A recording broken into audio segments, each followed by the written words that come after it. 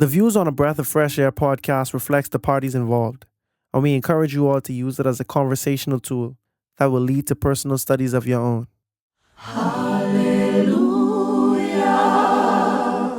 hallelujah, hallelujah, hallelujah,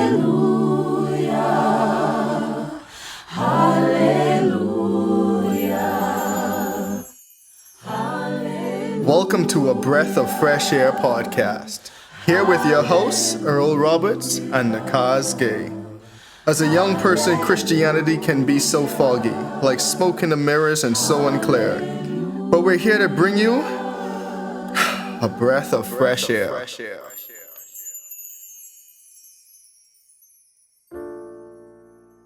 I have made a covenant with my eyes.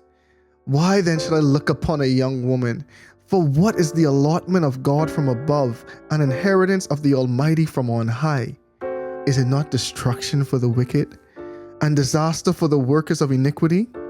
Does he not see my ways and count all my steps? If I walked with falsehood, or if my foot has hastened to deceit, let me be weighed on an honest scales, that God may know my integrity. If my step has turned from the way, or my heart walked after my eyes, or if any spot adheres to my hands, then let me sow and another eat. Yes, let my harvest be rooted out. If my heart has been enticed by a woman, or if I have lurked at my neighbor's door, then let my wife grind for another, and let others bow down over her. For that would be wickedness. Yes, it would be iniquity deserving of judgment. For that would be a fire that consumes destruction and would root out all my increase. If I have despised the cause of my male or female servant when they complained against me, what then shall I do when God rises up, when he punishes? How shall I answer him? Did not he who made me in the womb make them? Did not the same one fashion us in the womb?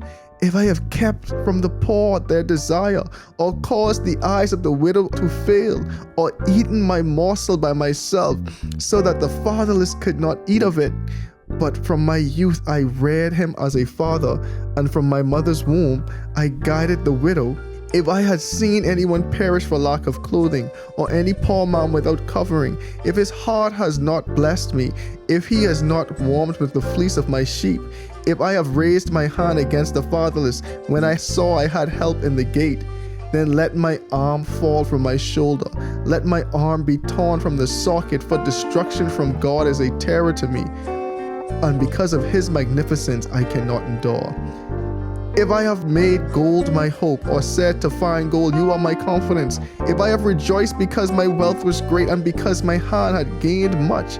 If I have observed the sun when it shines, or the moon moving in brightness, so that my heart has been secretly enticed, and my mouth has kissed my hand, this also would be an iniquity deserving of judgment. For I would have denied God who is above. If I have rejoiced at the destruction of him who hated me, or lifted myself up when evil found him. Indeed, I have not allowed my mouth to sin by asking for a curse on his soul. If the man of my tent have not said, who is there that has not been satisfied with his meat? But no sojourner had to lodge in the street, for I have opened my doors to the traveler.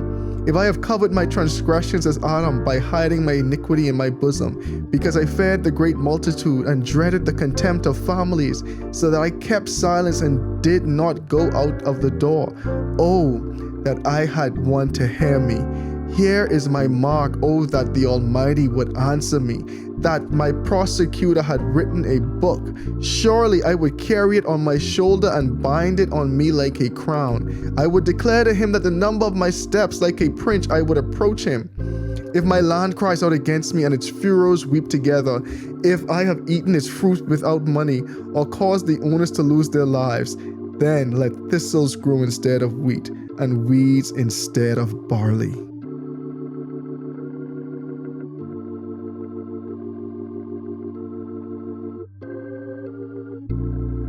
In this episode, we dive deep into Job's reflection on wisdom, its priceless value, and where it truly can be found. As Job recounts his former days of prosperity, we feel the weight of his sorrow and longing for understanding. Join us as we explore these profound chapters and uncover the timeless lessons on wisdom, suffering, and humility. As always, be blessed and enjoy.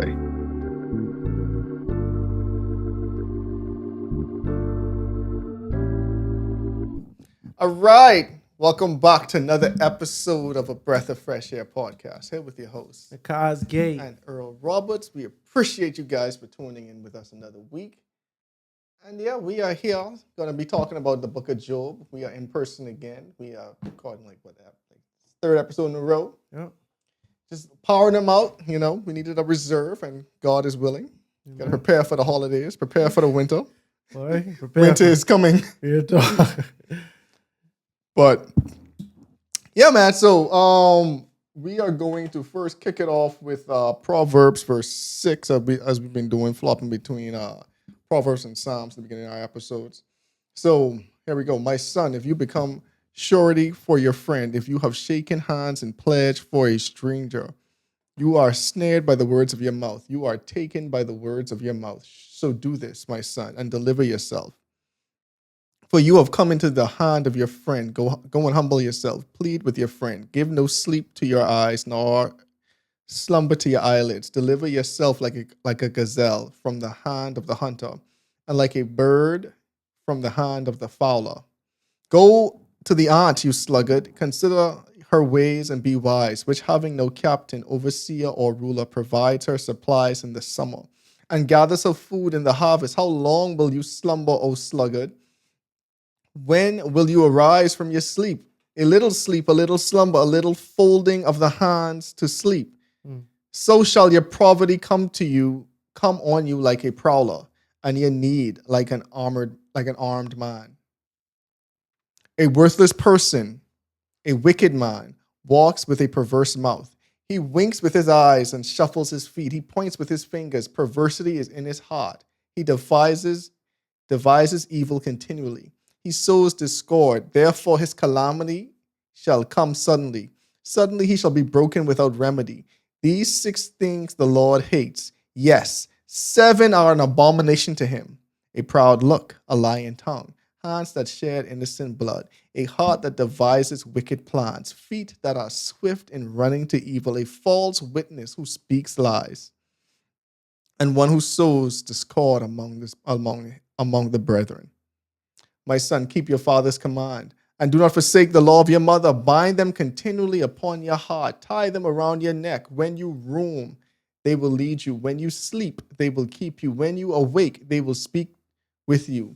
For the commandment is a lamp, and the law a light. Reproofs of instruction are the way of life, to keep you from the evil woman.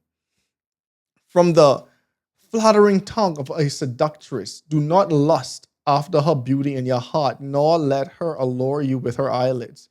For by means of a harlot, a man is reduced to the crust of bread, and the adulteress will prey upon his precious life. Can a man take fire to his bosom, and his clothes not be burned? Can one walk on hot coals, and his feet not seared? So is he who goes to his neighbor's wife. Whoever touches her shall not be innocent.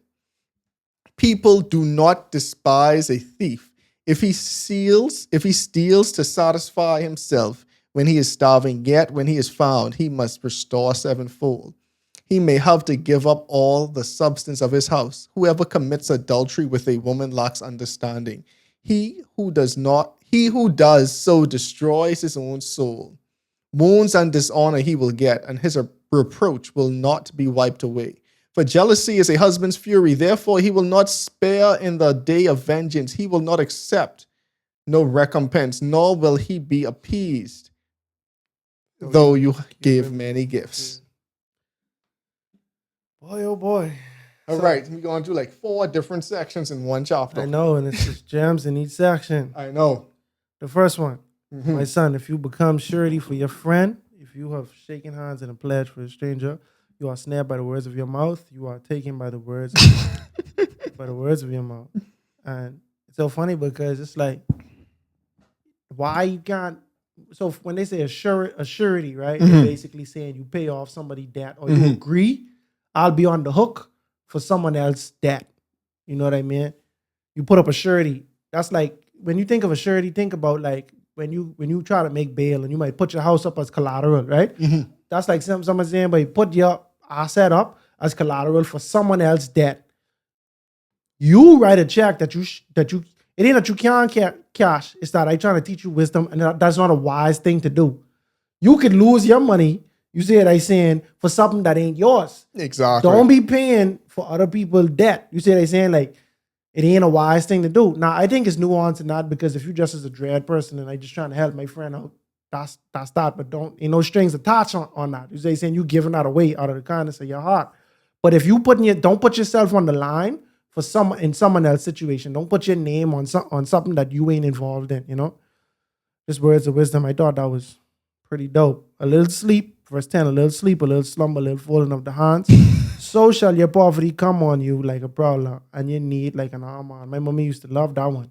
You see they saying, you can't, this the text to The show morning Proverbs reading. I tell you, this the text to tell you, it is unbiblical to be lazy, especially as a man. You see what I'm saying? A little sleep, you told him, sleep, a little slumber. You know what I mean?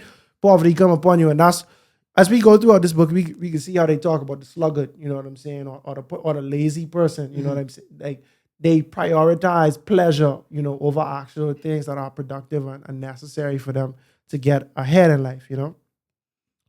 Also, 7 abominations. That's what's always getting me too, right? Because I was always laugh at this, right? Because Solomon was writing down these things, right? And he say, okay, there are 6 things that the Lord hates.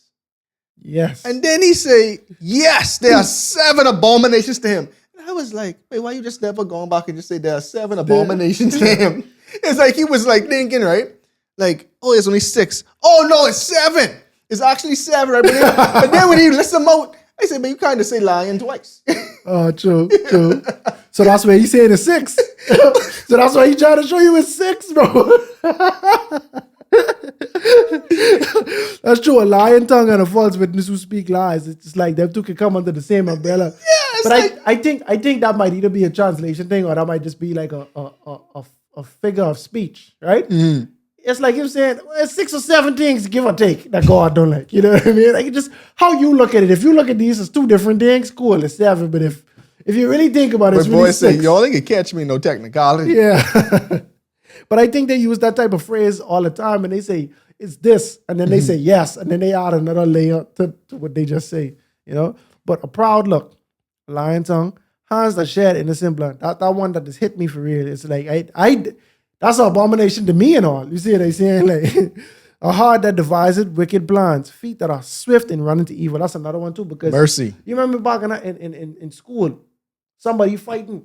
Oh yeah, but you gotta go see the action. No, but it's someone who running there because they want to jump in. You see what I'm saying? Like they happy for this fight. You get what I'm saying? So feet that are swift in running to evil. You get what I'm saying? A false witness who speaks lies and one who sows discord among the brethren. And you know what always just makes this interesting to me, right? Because okay, like some of these things are interwoven in the 10 Commandments. One could almost argue all of them, right? But like the stuff that kind of almost falls outside that purview. Bro, it's an abomination to God for you to sow discord amongst the brethren. Like sowing seeds of discord is like, what commandment would that be? Because think about it. You could be talking in a way truth and you're still sowing some discord among brethren because you're doing it for the wrong reasons. You know what I'm saying? So it's like, bro, that's an abomination to God. You planting these seeds of discord among his people. Like, why are you doing this? Why are you finding joy in this? You know what I'm saying? And then a proud look, like which commandment is that? A proud look. Yeah. A proud look, and then, bro, a heart is just devising wicked plot. But he said, bro, just you in your heart, you scheming, bro. Yeah, you sitting down thinking about these things. You just scheming, like how you go, like with evilness, like, bro, you ain't act on it yet, but you just, bro, that's just an abomination to me. Yeah.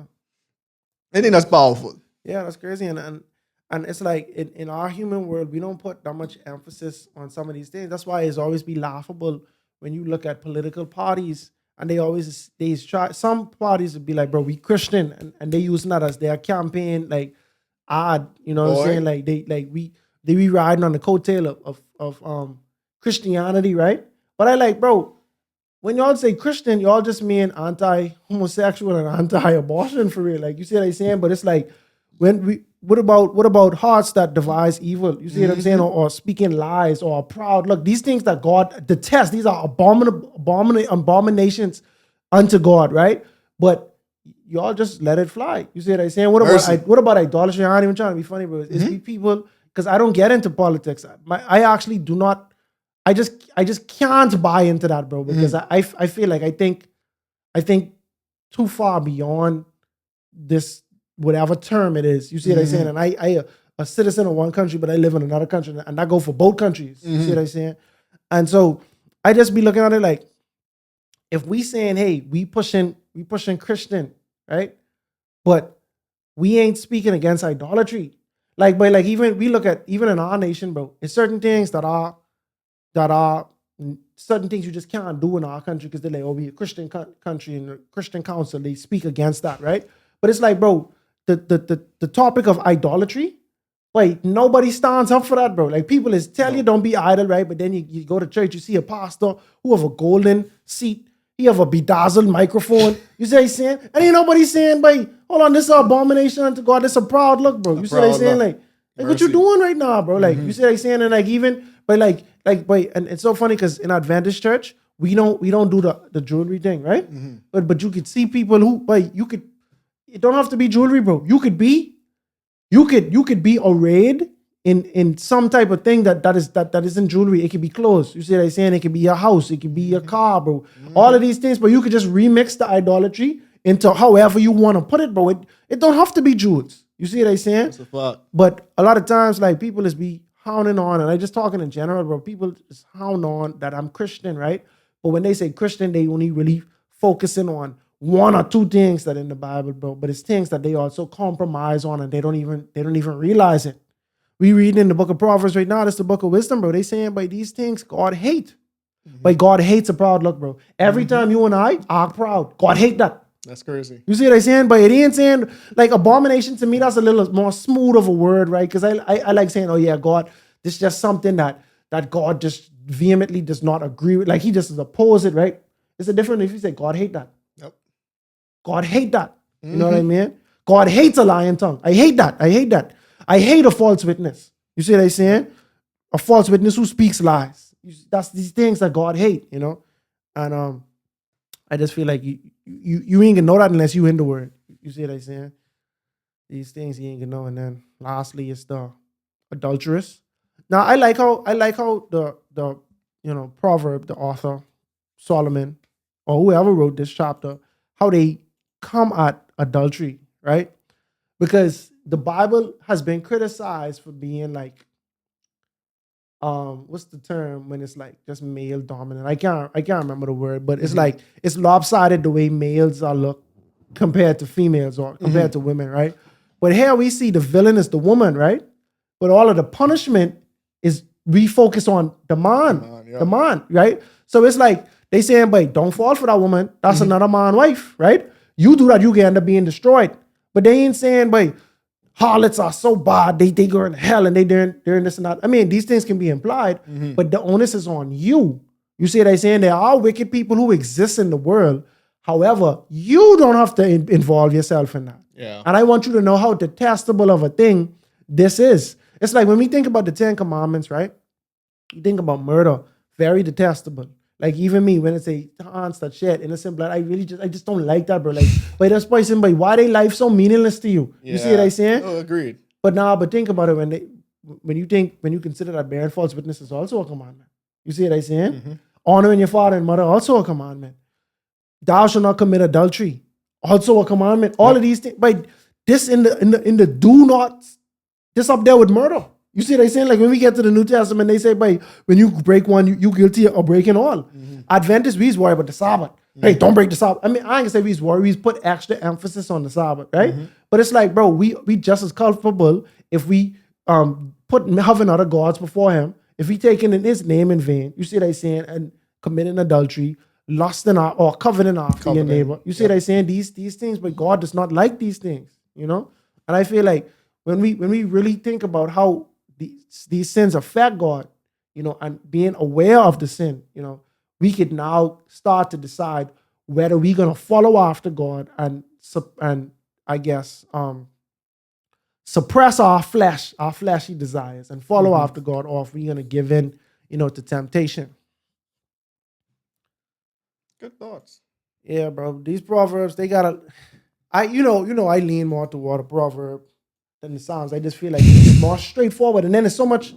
A psalm, the whole psalm would be a continuous prayer, but he might say, "Hey, don't put up a surety for no one," and then he might turn around and say, "Oh, don't commit adultery." You know what I mean? Like he giving you multiple things. Like he ain't expounding on a lot of them, but he giving you so much content, in one chapter. Okay, so now we're going back into Job. And if you've been in the last 10 episodes just chugging along with us, you kind of know the backstory by this point. Like Job, last episode, Job just responded back to two of his friends. It was Bildad for sure, and then Eliphaz. Yeah, I think the most recent one was Bildad. Yeah, the most recent one was Bildad. And again, they essentially trying to tell Job, bro, why don't you just repent for your sins? And Bildad essentially saying, go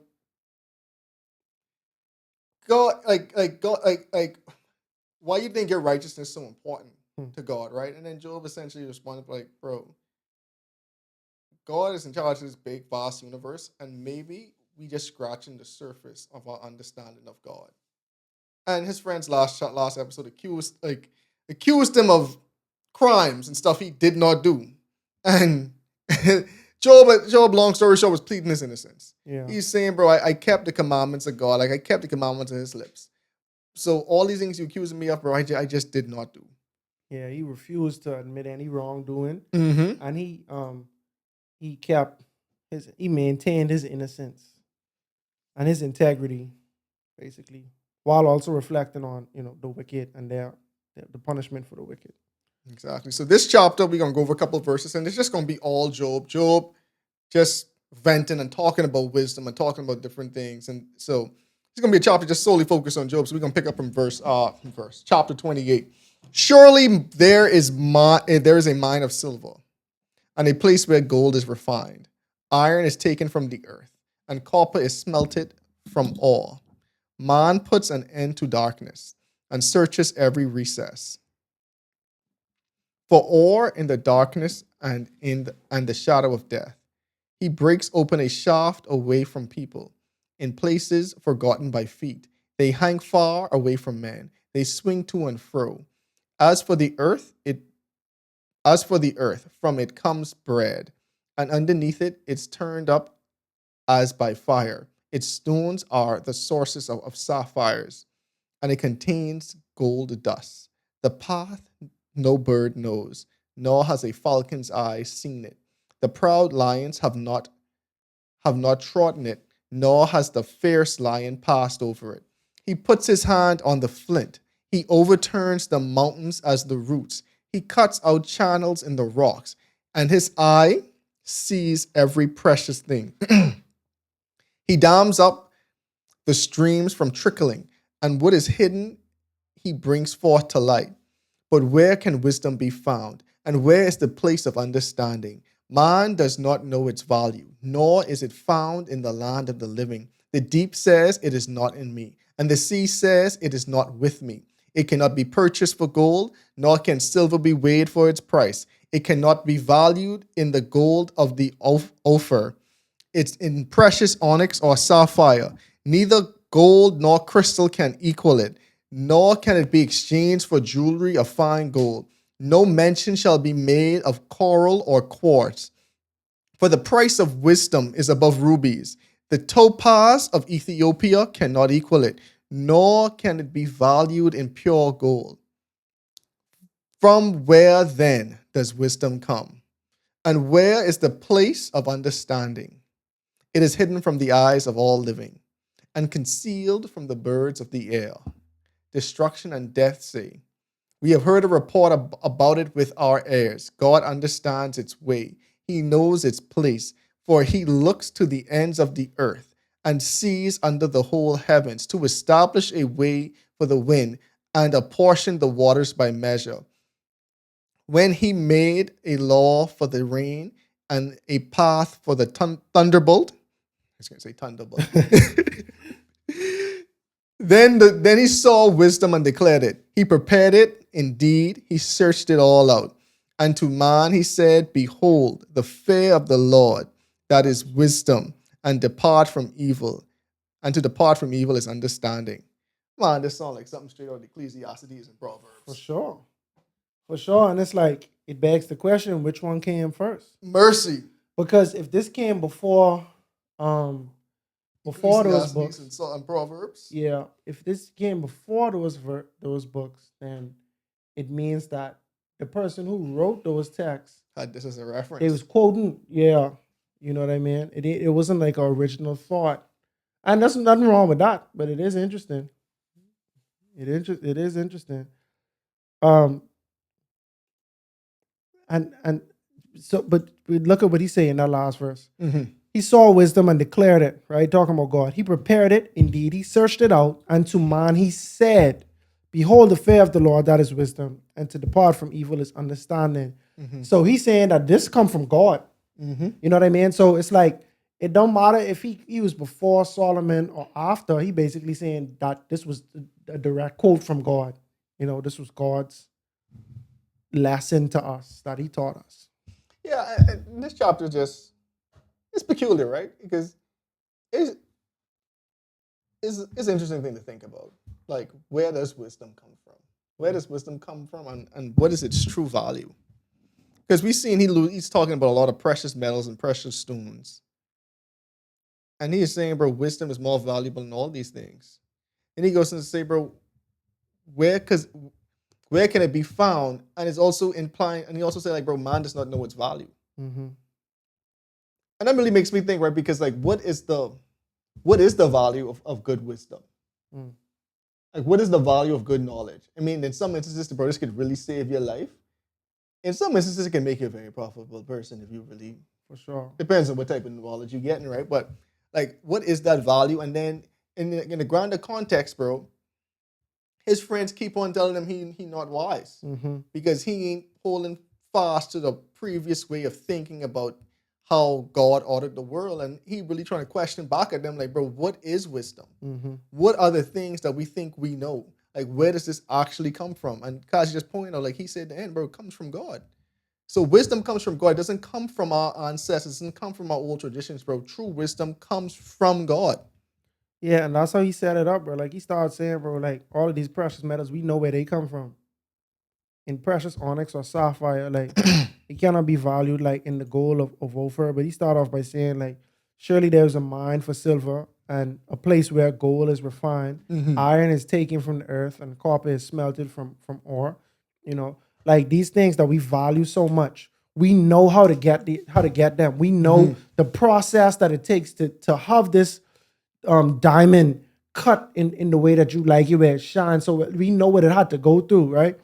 But what would wisdom? You see what I'm saying? Like, what's the process for that, and where does that come from? You know, and then he kind of goes into, you know, God and how God has made the earth, and, you know, some of the secrets of that, and to which he concludes by saying that it is wisdom that comes from him. Like, this is the author of wisdom. In the same way, we know where you could find these treasures, like where you can find a sapphire or a pearl or, you know, a ruby or whatever. Also makes me think how abundant some of these things was back in the olden days. Yeah, I believe it was plenty for real though. Like, but then at the same time, if you know where to get it from, like, I don't know if they had, like, oh, this is a mine, but someone owned this, so only you could go there, or if anybody could have just gone. Because obviously, like, pearls, if you know where you can find them, all you got to do is go down in the water and get it yourself. You know what I mean? Like, in Dubai, they was known for pearl mining. They used to tie a rope around you. This before they had scuba gear. Tie a rope around you. You pin up your nose a little bit. You go deep in the water and you go search for a clown. You see what I'm saying? You in there too long, they pulling you up. You get what I'm saying? So, because it ain't that much. Like, they's always use gold and stuff as a reference. Like, they's use these metals and these jewels as a reference, but it ain't too much, like, stories that's, like, really surrounding a ruby. Like, we in here saying, oh, when Jehoshaphat went and picked up 12 rubies and then he sold them, you know what I mean? Like, we don't really. Yeah, It's just interesting how these things been valuable from time. Yeah, and I think it's just off the look. Yeah, they look pretty for sure. See, because if you break it down, right, and that's what happens in the age of information. You get to think of these things so intuitively, right? And then you get to, if you think about it too deep, you can end up like Solomon saying these things Meaningless. It's meaningless. You see what I'm saying? But that's when you're thinking about it too deep. Because as meaningless as it is, you go to the hood and give someone a gold chain, that can make their day. Oh, for sure. How meaningless is it really? You see what I'm saying? It can make somebody's day. You give somebody a gold bar, they could get excited because I am happily accepting gold bars. exactly. You see what I'm saying? I'd be happy if you give me a chain, but I could be real. You give me a bar, you give me a chain. I would appreciate that. It means something to me, Solomon. You get what I'm saying? But I get when you think about it in the grand scheme of everything that actually matters, and what matters is your salvation. You see what I'm saying? Like, it does not benefit that. You can't eat a gold bar. Like, what is a gold bar if no one is willing to give you the value of that thing? You know what I mean? If one day gold loses all of its value and people like, but I don't care. Like how they say the all about to be. What's the use of having these things if you can't? Mercy. You know what I'm saying? You can't trade it. Mercy. But yeah, obviously it was from time. People love jewels, and they used to be wearing jewelry from time too. You know what I mean? From thousands. I don't know when jewel was, but I mean, but even from we go back to Abraham time, wasn't I might say the wrong name again, but didn't Rebecca have a nose ring or something? yeah, they put Eliezer put a nose ring in her. Yeah, You see what so I'm saying? Yeah. from time. From time. All right, so chapter 29. Job further continued his discourse and said, I like how the Bible gotta let you know. Oh, there's still Job going Still on. Job. Oh, that I were as in months past, as in the days when God watched over me, when his lamp shone upon my head, when by his light I walked through darkness, just as I was in the days of my prime, when the friendly counsel of God was over my tent, when the Almighty was yet over me, when my children were around me, when my steps were bathed with cream. I don't know. Oh, I just want to make sure I was like cream. And the rock poured out rivers of oil for me. When I went out to the gate by the city, when I took my seat in an open square, the young men saw me and hid, and the aged arose and stood.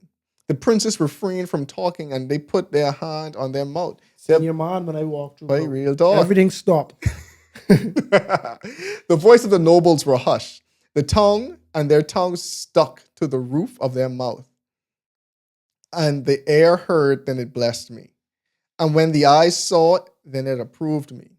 Because I delivered the poor who cried out, the fatherless and the one who had no helper. The blessing of the perishing man came upon me, and I caused the widow's heart to sing for joy. I put on righteousness, and it clothed me. My justice was like a robe and a turban, and I was eyes to the blind, and I was feet to the lame. I was a father to the poor, and I searched out the case that I did not know. I broke the fangs of the wicked. I plucked the victim from his teeth. Then I said, I shall die in my nest and multiply my days as the sand. My root was spread out to the waters, and the dew lies all night on my branch. My glory is fresh within me, and my bow is renewed in my hand. Men listened to me and waited, and kept their silence from my counsel. After my words, they did not speak again, and my speech settled on them as dew. They waited for me as for the rain, and they opened their mouth wide as for the spring rain. If I mocked at them, they did not believe it, and the light of my countenance they did not cast down. I chose the way for them and sat as chief. So I dwelt as the king in the army, as one who comforts mourners. Yeah, so Job basically he reminiscing on when he was of status. And I like it. Walk through saying, bro, when I come through the gate, bro, I took my seat in the open square. In the face of the crowd. In the open square, like I was the king, right? The young men saw me and hid. The age arose and stood. The princes ceased their talking Mercy. when I come through. Everything, you remember back in the day when we was in school, right? Like elementary and middle school and thing, or maybe even high school, I can't remember. But if a teacher walked in, they used to make us stand up and say, "Good afternoon, Miss Darling, and how are you today?" Right? I think, anyway, I don't even give my opinion on that. But just, you remember, we could have been doing anything. I know. As soon as the teacher walked through, yeah, but for the listeners, as soon as the teacher walked through, everything stopped. And you have to stand You up. stand up. And if you trying to do your work and they're looking at you like you being rude. You being rude. You being rude. Like, teachers go through so much, I don't even get hate on it, bro. Because it's some joys they needed to get out of. I guess. I can't even be mad. I got too much educators in my family to really speak candidly. Yeah. He's like, why? But anyway, we digress. Continue. No, but in theory, I don't get it. But when you really think about all that, but how much teachers do for children, definitely need the profession. Disciplinarians and mediators and life teachers and stuff like that. Okay, y'all can get that. I'll get that. Y'all can be like a king every time y'all walk in the room. All right, cool. Mercy. But so Job saying that's kind of what he was experiencing. He come when I fluffed through, but everything stopped, bro. And I think he bragging, but that's just me just being facetious a little bit, right? But he come through and he said, bro, everybody quiet, bro. When I come through, undivided attention to me. Mercy. You know what I mean? But you know why? Because I delivered the poor who cried out, the fatherless and the one who had no helper. The help, the blessing of a perishing man came upon me, etc., bro. He going on to say, bro, I was an honorable man because I did great things, bro. It's like a direct retort. Was it with Zophar? I can't remember who that was. Or was it Eliphaz? It might have been Bill. Oh no, it wasn't Bildad. It was the one before him. It's Eliphaz. Yeah, Eliphaz. You have sent widows away empty, and the strength of the fatherless was crushed. This is Job 22, verse 9 and 10. Therefore snares are all around you, and sudden fear troubles you. And so Job turned around and saying, but see, and that's so interesting because like if Job is speaking like literally, and you say, bro, when I come true, but everybody give me big respect. You know why? Because I was a dread lord when I come through, bro. I was dread when I walk through, bro. I breaking everybody off. You poor, I helping you. You blind, I walking for you, bro. You need something to say, I talking for you, bro. That's why everybody like me, bro. That's why when I come through, bro, everybody was excited to see me and they look towards me, bro, because you need help. I giving you advice, bro. I doing all of this. I was an honorable person, bro. If that's the truth, which I believe, I don't think he lying, but he might be speaking from allegory or like, you know what I mean? And if that's literally what happened, my reputation should precede me. And if y'all know that's how it was for me, y'all really out of line for accusing me of doing the opposite. Say he got his secret sin, boy. Yeah, you was allegedly doing all of this, but you was lying behind the closed doors because we ain't know what you was doing just getting home. That's true. That's the only thing you have against me. But you know what you accused me of doing when I was going home? Stealing from the poor, destroying, hurting the blind, and turning away the people who need bread, stealing clothes from the wicked, from the naked. I mean, you was accusing me of doing that, but I can show you openly where I ain't do that. That's valid. No, I get it. I get it. So you could always assume that someone ain't living like that behind the scenes, and that's always possible. It's plenty of people who like they get in trouble or arrested for crimes, and you're like, no, but he was a big loving person. That's what we thought. You know what I mean? Like we thought he was solid, but behind the scenes he was a sicko. Mercy. All right, chapter 30. But now they mock me, men younger than I, whose fathers I disdain to put with the dogs of my flock. Indeed, what profit is the strength of their hands to me? Their vigor has perished. They are gaunt from the wind they are gaunt from want and famine, fleeing late to the wilderness desolate and waste, who pluck mallow to the bushes by the bushes, and the broom tree roots for their food. They are driven out from among men. They shouted at them as at a thief. They had to live in the clefts of the valleys, in the caves of the earth and the rocks. Among the bushes they brayed, under the needles they nestled. They were sons of fools, yes, the sons of vile men. They were scourged from the land. And now I am their taunting song. Yes, I am their byword. They abhor me. They keep far from me. They do not hesitate to spit in my face because he has loosed my brow string and afflicted me. They have cast off restraint before me. At my right hand, the rabble arises. They push away my feet and they rise against me. They raise against me their ways of destruction. They break up my paths. They promote my calamity. They have no helper. They come as broad breakers. Under the ruinous storm, they roll along. Terrors are turned upon me. They pursue my honor as the wind, and my prosperity has passed like a cloud. And now my soul is poured out because of my plight. The days of affliction take hold of me. My bones are pierced in me at night, and my gnawing pains take no rest. The great force of my garment is disfigured. It binds me about as a collar of my coat. It has cast me into the mire, and I have become like dust and ashes. I cry out to you, but you do not answer me. I stand up and you regard me, but you have become cruel to me. With strength of your hand you oppose me. You lift me up to the wind and cause me to ride on it.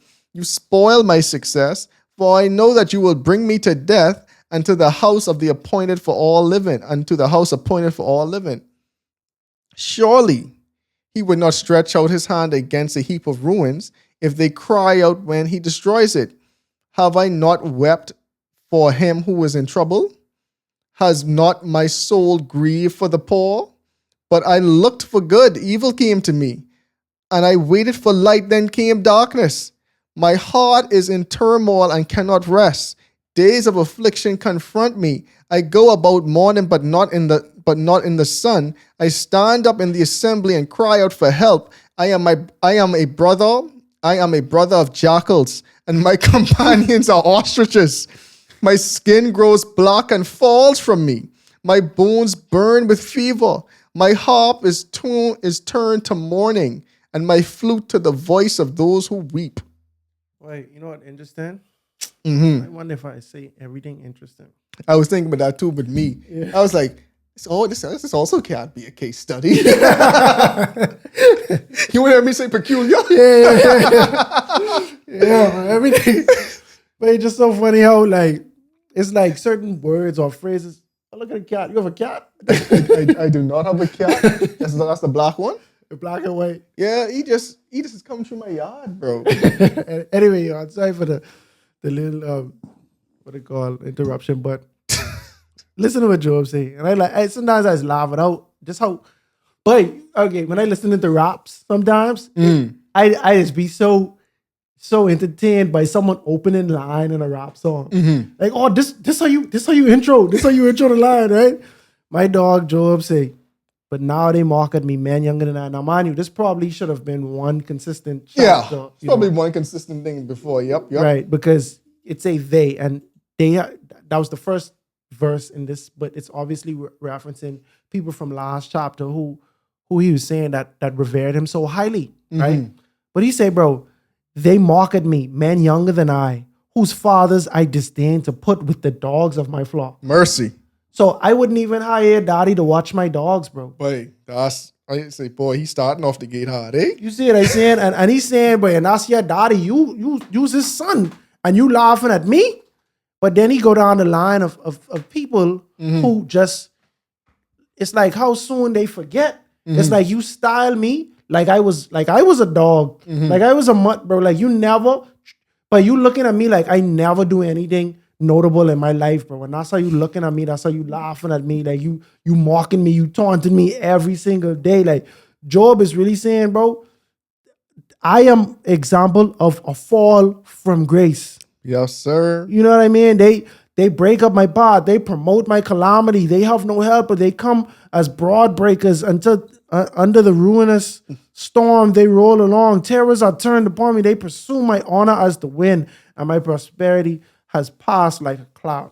My wealth is now poverty. Mercy. But you see again, Joel speaking from the fullness of his despair.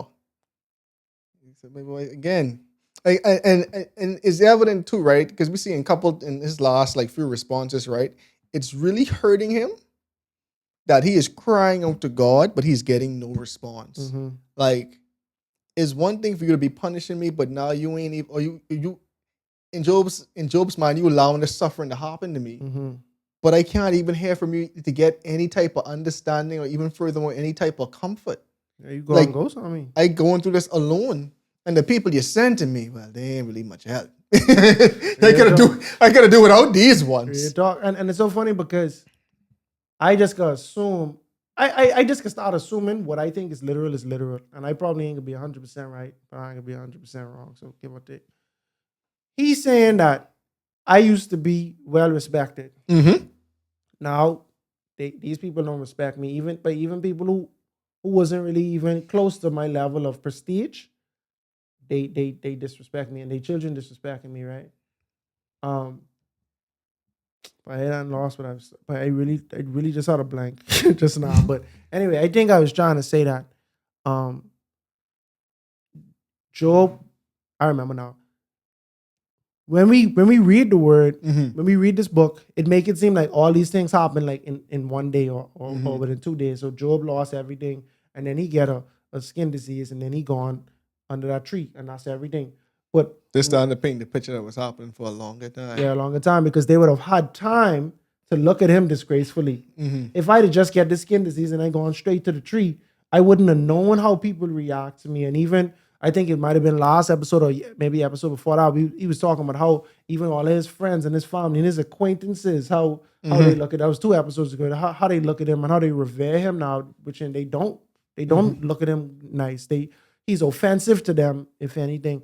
And so this would have had to been over time for him to be able to have such a informed perspective on how Right. people are viewing him. Yeah. But yeah, the days of affliction confront me. I go about mourning, but there's no sun. I stand in the assembly and cry out for help.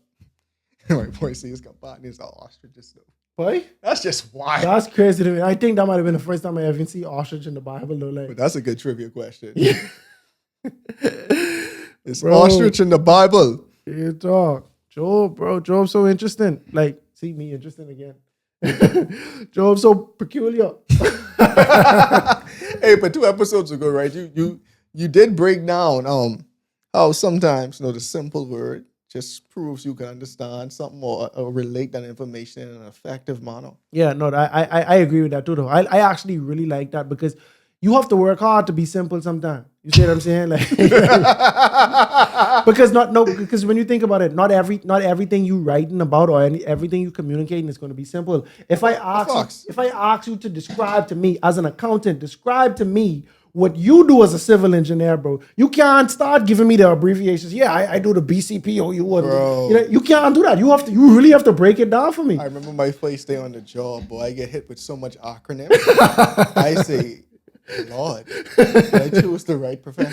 Real dog. Because like in college, they don't go into the nitty gritty. So it's only stuff you really can learn on the job. And I never see people just go out their way to make it sound so overwhelming on the first day. You just be like, and that's the point that I'm trying to make. So a good communicator, they could break that down to the finest degree. Exactly. So to make sure that nothing is missed or the least amount of things are missed, And so yeah, I think that's a good trait. But this next chapter though, bro, the opening line, but this touched me. But I remember reading this like must see maybe 2020, 2021, bro. I can't remember. I just was like, what type of man was this, bro? Like, because in Proverbs they talk about the adulterous woman, right?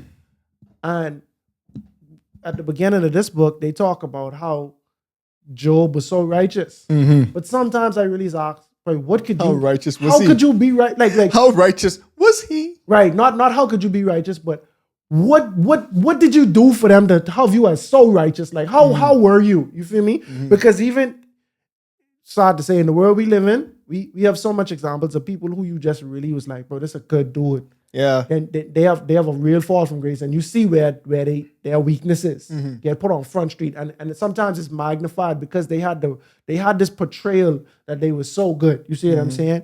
And so sometimes that it causes you to lack faith in people, and it causes people to lose their credibility. In the Bahamas, we have a phrase where we say you can't swear for no one, right? Absolutely not. So which and to those that's almost like putting up a surety for someone. That's almost like saying, bro, I can tell you 100% this person does not do this specific thing, or would not do this, or would or has not done that specific thing. I cannot swear that you have not done that, or do not, or would not. Just because I haven't witnessed you doing that, or just because you haven't done it, that don't mean you wouldn't do it. That don't mean you're not struggling with this every day and you just win the battle on most days, and one day you won't fail, and so you can't swear. But as we go into this next chapter, it kind of put into perspective how Job goes the extra mile to be righteous. You know what I mean? And I mean, even like piggybacking off of that thought, right? When you look at it, we have other people who are quote unquote blameless in their generation, but we don't really get an idea of what they really did. Like Enoch walked with God, and there's no one. That's pretty much all you know about Enoch, right? They say Noah was a righteous man, blameless in this generation. Noah walked with God, but they didn't really break down exactly what Noah do. I mean, yeah, we know we built the ark, but it was like we don't know his character for exactly. Elijah, we know he got taken to heaven, and we know he was super close with God, but we really don't. Maybe ask me anyway. Yeah, for real, like I don't know what you would do. Like if someone slap you right now, I don't know how you can handle that. Yeah, I just know you righteous. And then Elijah run from Jezebel, bro. Yeah. True. When God tell him go, then he run away. Right. So it's like, it's still interesting, right? Because it's like a lot of these other people you don't really get to know their character, but Job get to at least give us a peek behind the curtain of what it was like and the stuff he actually did do. So let's go for it. So in verse chapter 31, I have made a covenant with my eyes. Why then should I look upon a young woman? For what is the atonement of God from above, and the inheritance of the Almighty from on high? Is it not destruction for the wicked and disaster for workers of iniquity? Does he not see my ways and count all my steps?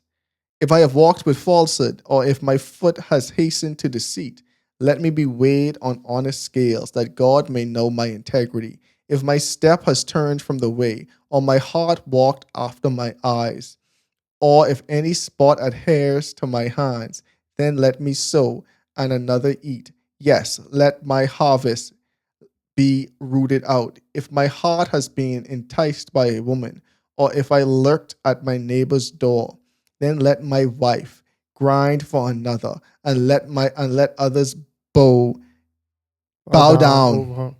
English, and let others bow down over her. For what would be wickedness? Yes, it would be iniquity deserving of judgment. For that would be a fire that consumes to destruction, and would root out all of my increase. If I have despised the cause of my male or female servant, when they complained against me, what then shall I do when God rises up? When he punishes, how shall I answer him? Did not he who made me in the womb make them? Did not the same one fashion us in the womb? If I have kept the poor from their desire, or caused the eyes of the widow to fail, or eaten a morsel by myself, so that the fatherless could not eat of it, but from my youth I reared him as a father, and from my mother's womb I guided the widow. If I have seen anyone perish for lack of clothing, or any poor man without covering, if his heart has not blessed me, and if he was not warmed by the fleece of my sheep, if I have raised my hand against the fatherless, when I saw I had help in the gate, then let my arm fall from my shoulder, and let my arm be torn from the socket. For destruction from God is terror to me, and because of his magnificence I cannot endure it. If I made gold my hope. Exactly. Yep. I don't know why I had a pause there. If I made gold my hope, or said to the fine gold, you are my confidence.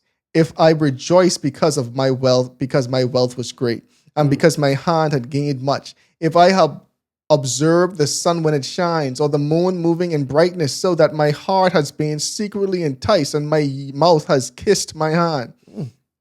This also would be an iniquity deserving of judgment, for I would have denied God who was above. Mercy, Hezekiah.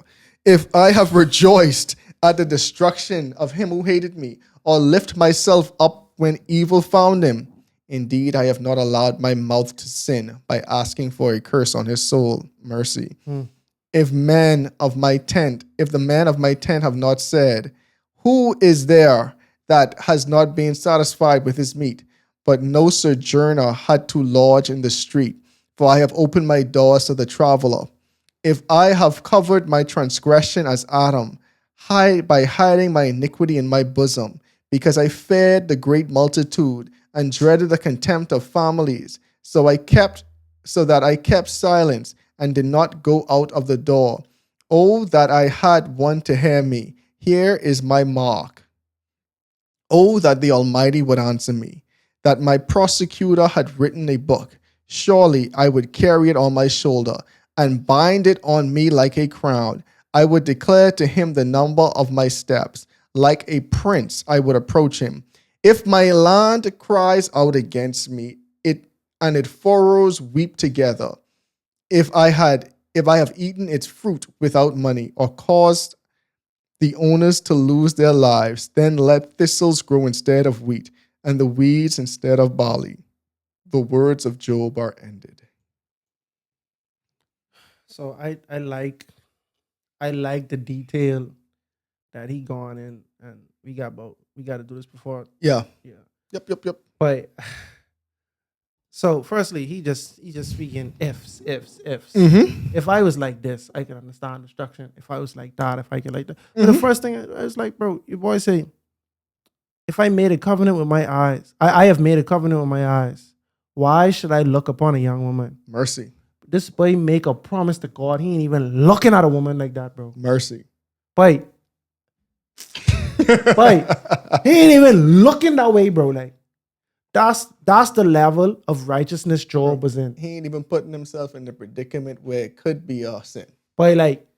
That actually blew my mind away, because obviously lust is a sin. Mm-hmm. You see what I'm saying? I think you can look at someone and don't lust. I think, but I don't want get into that conversation too deep. But my dog say I ain't even looking, bro. No, I'm not even looking at it. Boy, no, sorry, I straight. You see what I saying? I remember my boy, my boy Keely was riding from school one day, and his mom and dad married multiple decades, and we riding home, and he said, boy, he just leaned over to me when we was riding, because I think a pretty gal was on the side of the road type situation. He said, boy, you could always tell when someone married, but they don't even look. That's what he say, right? I laugh at it, but in the back of my mind, I already had to say, like, okay, when I get married, there's something I can't do no more. You see what I saying? Like, because when you single, you see what I saying? You looking for sure. Like I ain't shying away from looking, and I ain't saying I objectifying someone, right? But I might not even look at their body. You might just be looking at their face and say, but that's a really beautiful woman. Job, he never could be in that predicament. No. Because I ain't even looking at you on that type of level, bro. You see what I say? Looking through you, if anything. You know what I mean? Like, no. And it's interesting too, right? Because even after that, right, he's saying, again, bro, does God not see my ways? I so devout, right? I so devout, and I doing all the things I think should be good. And you know I ain't no evil or wicked man, right? But yet I am here in this suffering state. Like, again, you ask me, God, you sure you ain't picked the wrong place? Right, because when he go into detail, I'm just like, bro, and then to like the other point, right? He starts saying, okay, guess what, bro? If I did this, bro, then these are acceptable things that I would, bro. Everything would have been cool but your man say, if my heart was enticed by a woman, if my heart was even enticed, if a woman even impressed me on that level, bro, right? Or if I have lurked at my neighbor's door, then my wife grind for another and let others bow down over her, right? But if someone take my girl, I know if they trying to say another man take my wife, or if my wife is a slave to another man or whatever. But if I did lose my marriage because I look at, that's an acceptable punishment. Or if my wife step out on me because he ain't say smashing on her. He say, if my heart was enticed by a woman. Exactly, bro. If I sin within my heart, Yeah. you could do this.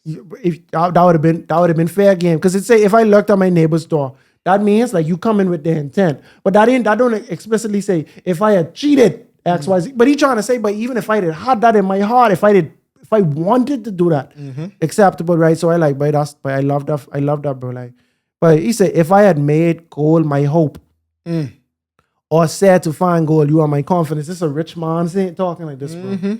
If I had rejected, if I had rejoiced because my wealth was great, and because my hand had gained much, if I had observed the sun when it shines, or the moon moving in the brightness, so that my heart was secretly enticed, and my mouth kissed my hand, this also would be an iniquity deserving of judgment. But if I looking at material things, bro, and I finding hope in them, if I find hope in the moon and the stars, bro, in the gold, but this feel like a poem that I listening to, bro. Like, but for I have denied God above, and that's why I say even like Hezekiah, because remember that story, Hezekiah when it was like the sun gone backwards. time gone backwards, and the people from the different kingdom come there, and he's saying, "Oh, yo, like yeah, that was because of me. Like let me show you all my wealth." And God was like, "Come on, bro." But again, it's like you start putting your hope in your richness, and the stuff that God blessed you with could become a snare to you. And to your point, Job is saying, "Bro, this silver and this gold, bro. If I inadvertently had made them my consequence, this is the iniquity worthy of judgment." Yep. And he is shying away from it. He ain't running from it. He's saying, bro, if I had done these things, I deserve the judgment. But what he also saying is, bro, I did none of these things. Facts. So again, why is it me that's going through this? But you see, you catch the sneak this for David. You see where he sneaked this, David? Which one? Any clowning, but he say, if I have rejoiced at the destruction of him who hated me. Yeah. It's like, I remember I was reading. I was like, "Boy, we just was talking about this last episode." Yeah. Talking about this last episode. Or if I lifted myself when evil found him, indeed, I have not allowed my mouth to sin by asking for a curse on his soul. By asking for a curse on his soul. So this is a direct contradiction to David. I ain't getting in it, but I just saying last episode at the beginning when we went over Psalms chapter 5. When we went over Psalms 5, we was reflecting on David's praying for his enemies, and not in a good way. He was like praying for the destruction of him. But Job saying now this would have been like asking for a curse on my soul. Mercy. And David was like, and Job was like, but if I had to do that, then that would have been worthy of judgment too. I wouldn't have tripped. But again, at the end, we see Job just crying out again in verse 35 that God would answer him. Like he really just wants to hear from God now.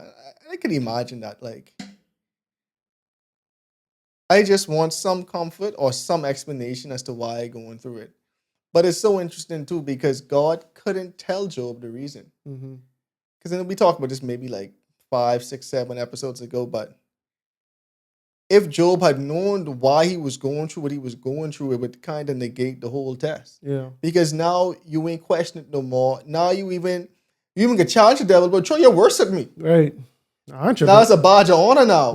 So it only could be a pure test if I don't talk to you. Right. If I don't let you know. Because right now we really, to God, bro, my whole law on the line. My whole order, the way I rule the whole universe on the line right now. And so you unknowingly have to go through this test because you unknowingly got the whole universe looking at you. The whole heavenly host. This is a case study right here. Is my Lord just? Is this man only blessing me because is this man only serving me because I bless him? Or does he serve me out of love?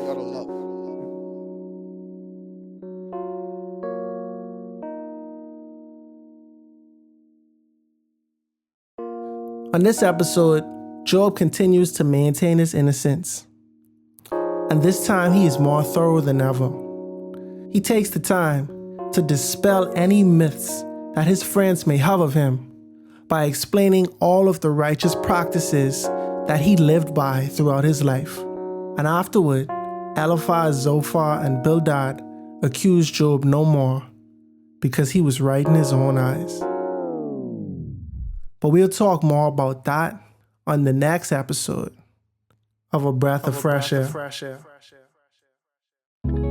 Tonight's episode included voice acting by your host, Earl Roberts. Remember to go ahead and research on your own in order to get a more firm understanding of tonight's episode. And if you enjoyed it, make sure to like, subscribe, and share with your friends. You can follow us on social media at A Breath of Fresh Air Pod on Instagram and BOFAPOD on Twitter. Thanks everyone, and we'll see you next week.